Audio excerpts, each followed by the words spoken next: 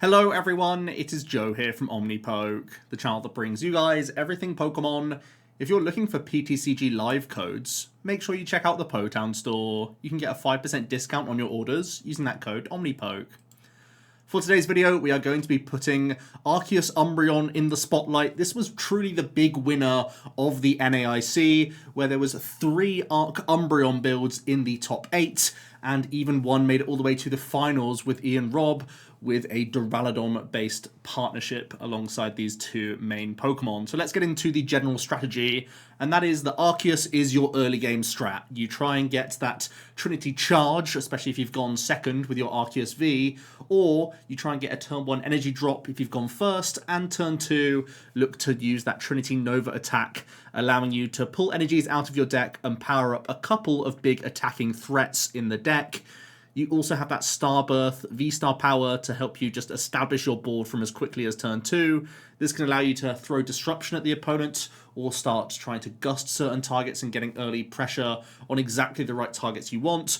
Or in many situations, it's just letting you get that turn 2 Trinity Nova much more reliably, so that you are getting into the game, powering up multiple threats, and in this case it's going to be 2 pretty chunky VMAX Pokemon that make it into the deck for a couple of big reasons here. The Umbreon VMAX has that Dark type coverage, which really helps out against 2 really big archetypes in the game right now. Mew VMAX players, as well as Gardevoir EX players, both share that Dark weakness, so an Umbreon being powered up via Trinity Nova can knock out both of these Pokemon cleanly in one hit, thanks to weakness.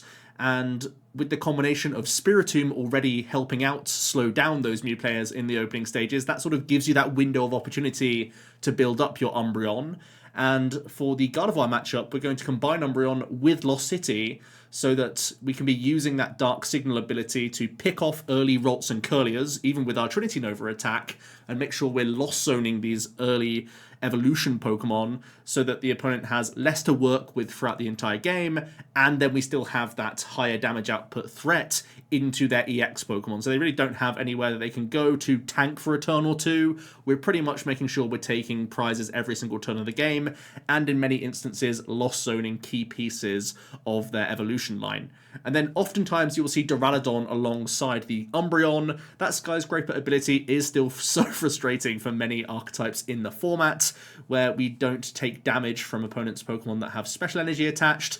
Primarily, this really helps out against Lugia, but as we've seen, there's a ton of Arceus variants running around that use double turbo energy. There's Rapid Strike, which won the Naic, which primarily uses Rapid Strike energies, and you are turning that option off, in many cases turning off the Urshifu altogether and forcing the opponent down a Melanie route with just Inteleon VMAX to attack with, which is a lot less reliable. And you even stop Reversal Energy, one of Gardevoir EX's biggest burst potential energy cards, from being effective, making Duraludon a really tanky and annoying Pokemon to deal with across the board, especially because its own Gmax Pulverization just has a really good baseline of damage. That 220 is enough to deal with evolving V Pokemon across the board, which really helps this deck race. Again, going back to the Umbreon with that Dark Signal ability, giving us extra means of gusting just means that we can try and reduce the game down to as few turns as possible, whilst representing as much hit points and as awkward of a prize map as possible in the process. Let's have a look at Ian's Naic 60 then. This is actually 1 card different, and that's going to be a flip-flop of Darkness Energy and Fighting Energy. Ian played 2 Fighting, 4 Darkness, but I think this was a better choice going into the Naic, whilst this archetype was kind of being under-respected by the general field.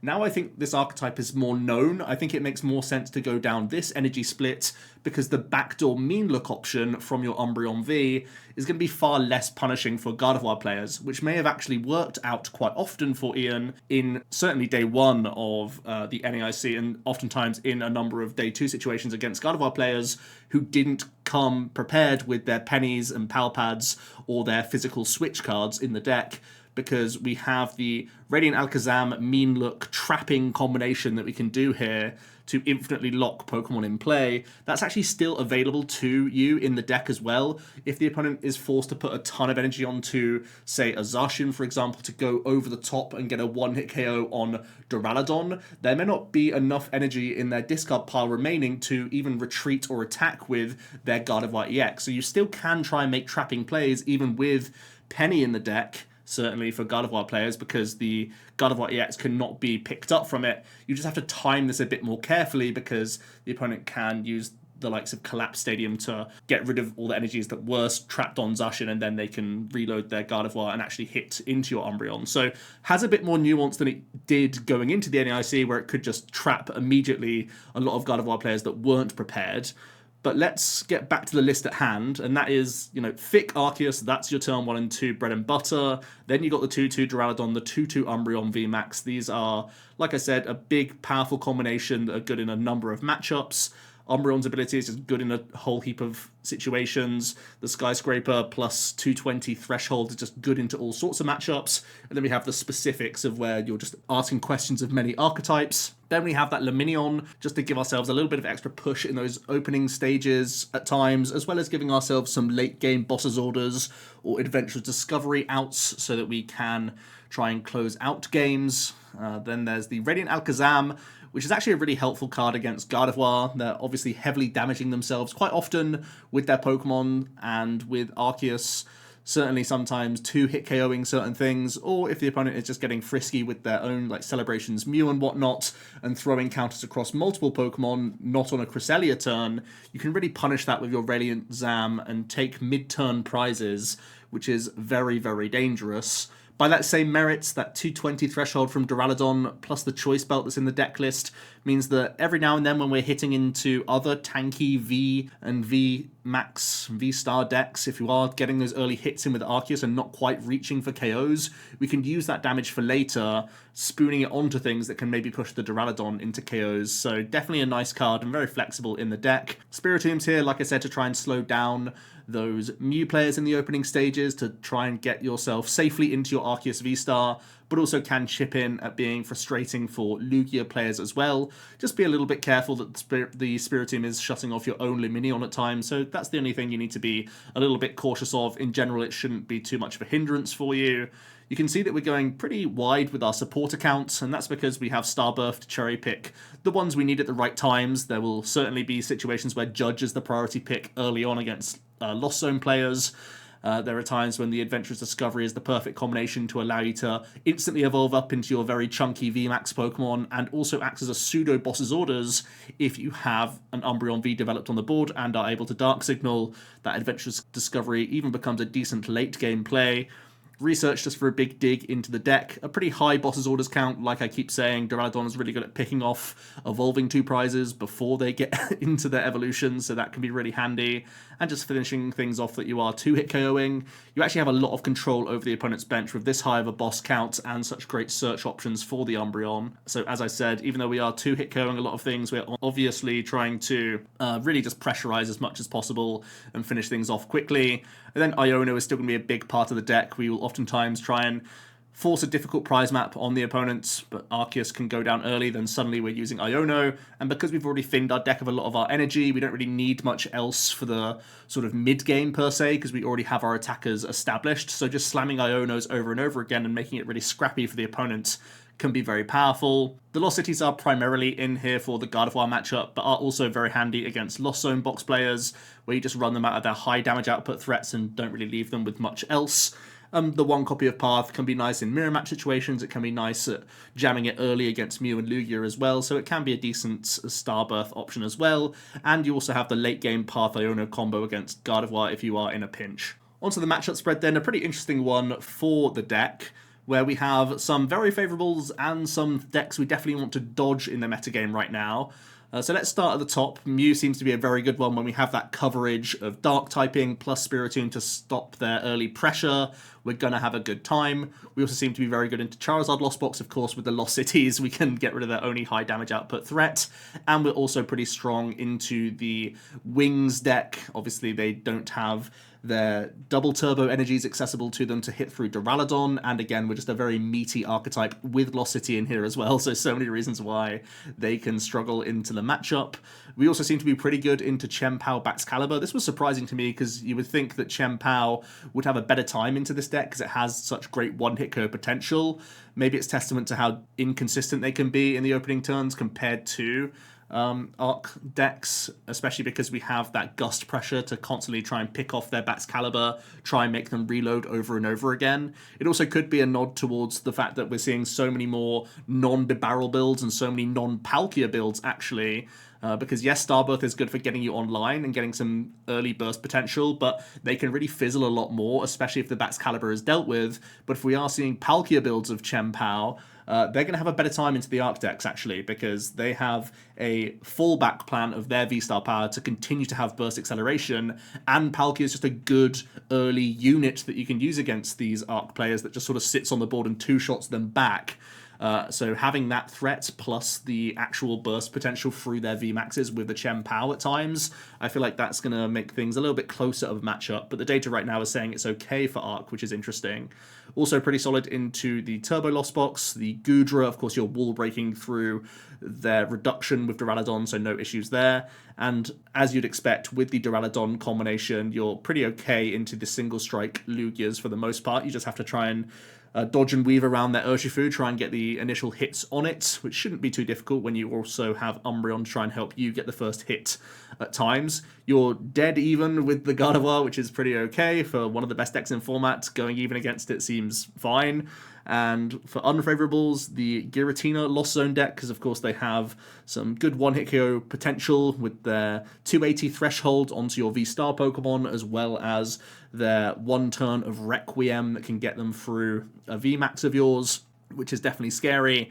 And also the Rapid Strike Urshifu and Teleon is surprisingly an unfavorable. I'd think this would be a lot better, but of course you have to bear in mind that there's the Urshifu pop-off, which just denies Arc altogether.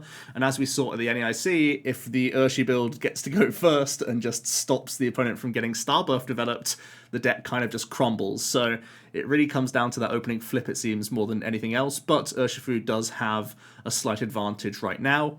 Also, very unfavorable, this is below 40% or below, which is a real surprise to me, is the Arctina variant. Now, obviously, Arctina is the one packing the paths, so I think they can really make your deck feel like a theme deck if you don't access your Starbirth and they get to do it first, for example, and then drop the path onto you. But again, that Tina is just very efficient going into some of your V-Star Pokemon, so something to bear in mind.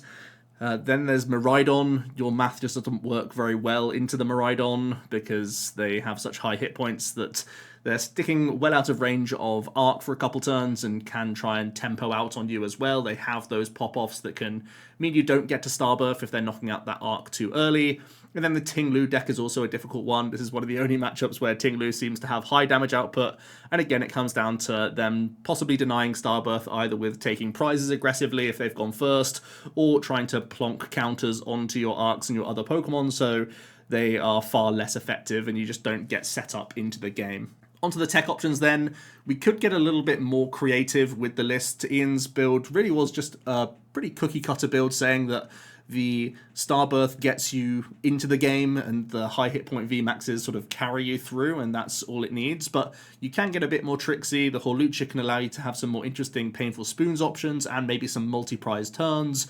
Panic Mask was a tech card that we saw in the top 8 list of Arctura Umbreon at the NAIC, and this is definitely a tech card for Gardevoir, so something that you could go for to try and skew that currently even matchup more in your favour. And we could get even more creative with our support accounts as well. Volo could be a great way to remove a heavily damaged Pokemon and deny some easy prizes from the opponent if they're looking for a 2-hit KO, especially on some of your 3 prizes. This can feel quite valuable.